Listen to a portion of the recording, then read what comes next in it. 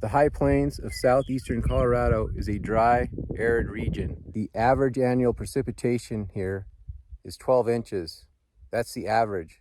Sometimes more, sometimes less. When it gets dry, 3 wells is our only source of water here on the ranch. It's important to have a good, reliable, convenient, easy to work on well setup. In this video, I'll show you the 3 well setups, starting with the worst and ending with the best setup. This is ranch well number 1. As you can see, the plumbing, the pressure tank is all in a pit. Not very convenient. Here's the meter. Here's the well. This well does have a junction box, which makes it convenient for the well guys when they have to pull this well.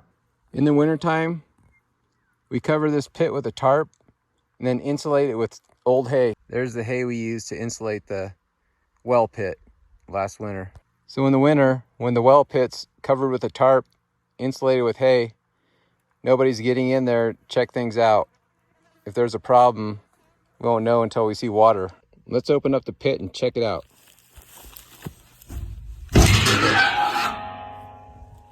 So we do have a good, high quality, heavy duty, large pressure tank. That's one nice thing about this well.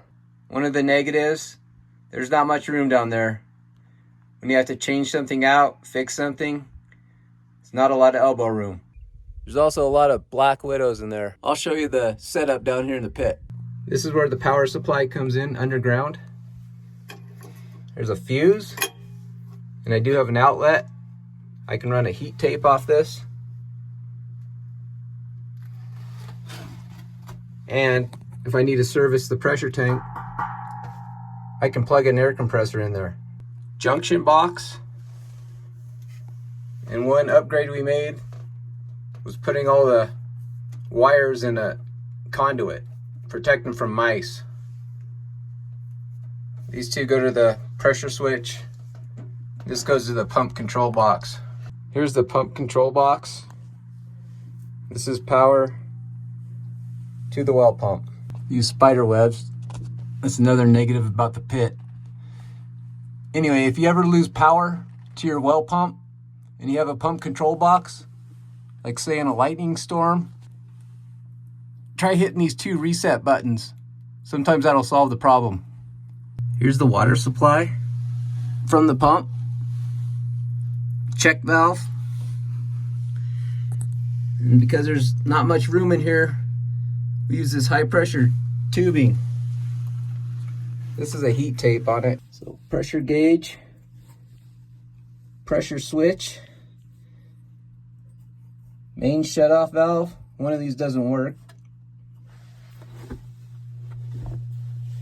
And a hose bib to drain the pressure tank. This setup works fine. It's not very convenient. It's hard to work on. Not much room in here. Now let's head over to ranch well number 2. Show you a little nicer setup.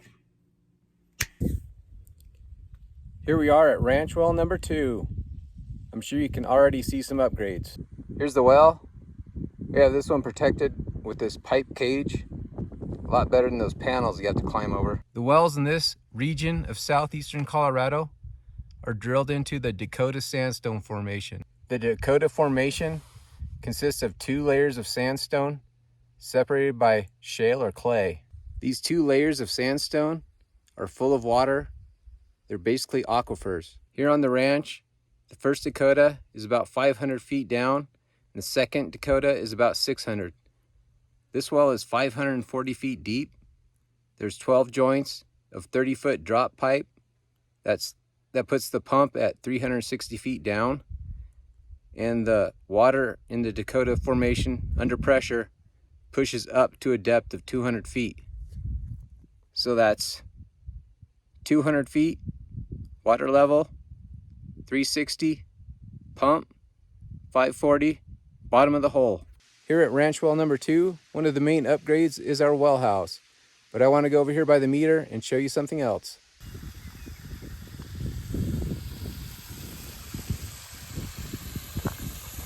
Another upgrade.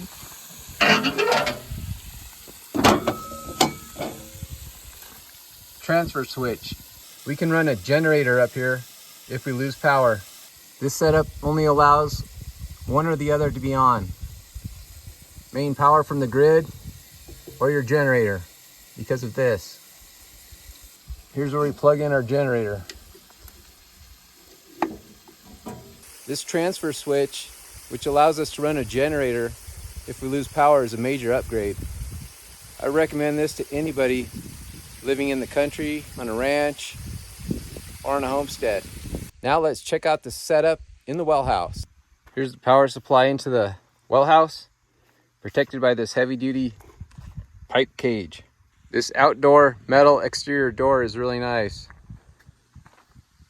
Seals up tight, keeps the heat in, the bugs out, and the mice out. You can see where the mice tried to chew in anyway last winter. Lights. We've got a good GFCI outlet. I can run an air compressor up here to service the tank. Here's another major upgrade. Electrical heating. Way better than covering the pit with a tarp and hay and running a heat tape. Here's our thermostat and our electrical panel. Heat, pump, lights, and the receptacle. One thing that makes this wall setup really nice is we have all the plumbing tied to the wall. This makes a lot of space up here to work. The plumbing's not going to get damaged by being kicked or stepped on or a pipe wrench falling on it. It's also really nice to have your tank T, your pressure gauge and switch up here about hip level. It's a lot easier to work on. A lot of times you'll see the tank T, the pressure gauge and switch all down here at this level. It's just harder to work on. It's easier to get damaged, stepped on, kicked, etc. Another nice thing about our setup here is we put unions in everywhere. This makes taking the tank out very easy. I also have a union here and here. That whole top piece can lift out and I can change check valves, whatever, and then put it right back in place. Without these unions, you'd have to cut the pipe to work on this stuff. Now we'll just go over all the components in here in this well setup number 2. Here's the pump control box. Power to the pressure switch. This cable is power to the well pump. From the well pump, this is the water supply. This is a check valve, a one-way valve, keeps water from going back into the well. Heavy-duty square D pressure switch, pressure gauge, hose bib to drain the tank, and here's a main on-off ball valve.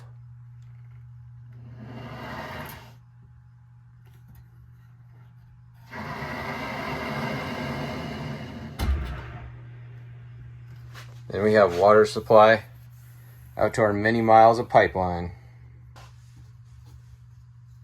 This valve here is a pressure release valve. That protects everything in case the pressure switch would fail. Keep everything from exploding. This valve will pop open at 125 psi and water would shoot down this pipe and straight out the well house, so we wouldn't have a flood in here. And here's our heavy-duty pressure tank. I would highly recommend these Amtrol, Well Xtrol pressure tanks. They're expensive, but they're high quality. They have a liner inside. This protects the tank from our corrosive water. We have a lot of iron and hydrogen sulfide in our water. This tank's been in this well house for 9 years. The bladder on these tanks is really good. This brass tank T has all the ports you need. This for your pressure tank, a port for the pressure gauge, pressure switch, one for a pressure relief valve, and one for a hose bib. I've got this turned backwards just so I could put it tight against the wall. You don't have to get a tank tee. You could make your own out of PVC tees. You're just going to need 4 of them in line, a port for each one of these, the pressure switch, pressure gauge, hose bib, and pressure relief valve. It's just going to be really long. This is really nice and compact. Everything right there. My brother and I first saw a plumbing setup like this strapped to the wall in some lease pasture we used during a drought. We thought it was really slick. We liked it, so we copied it. I don't know who the old rancher or well man who set it up that way, but it's really good. One more suggestion for your well house. Keep a broom in there. Keep the place nice and clean. That's it for ranch well number 2. Now we'll check out well number 3. Ranch well number 3. I think this is our nicest well. It's got the nicest setup. It's got slightly cleaner water, and it's got the best view. This well was drilled, the well house was built, and the electrical power was run here all at the same time. Because everything was done at the same time, everything was planned out a little better, everything fits together better. It's just a better setup. The power supply is one thing I like a lot better at this well. It's overhead to the well house. Overhead power is better, it's safer. We don't have electrical lines buried next to water pipelines. Here's the meter, our electrical panel, and we have a transfer switch up here as well. We also have an electrical outlet here. I can use a air compressor, whatever up here. Let's go in and check out ranch well number 3. Basically the same setup as well house number 2. Same pressure tank, pump control box,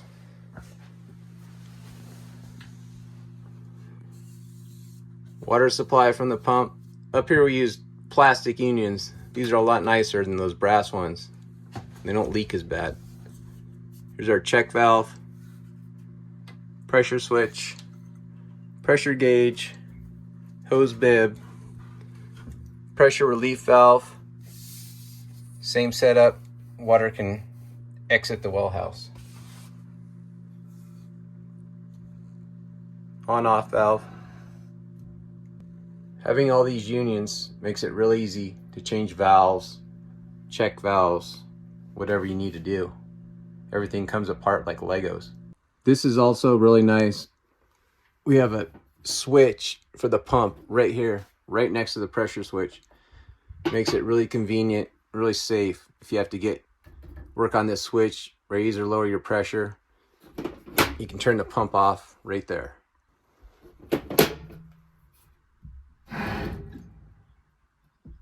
That's it. That's our setup at ranch well number 3.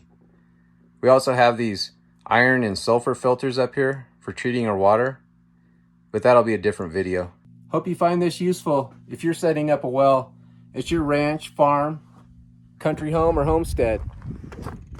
If you found this useful, give me a like and subscribe.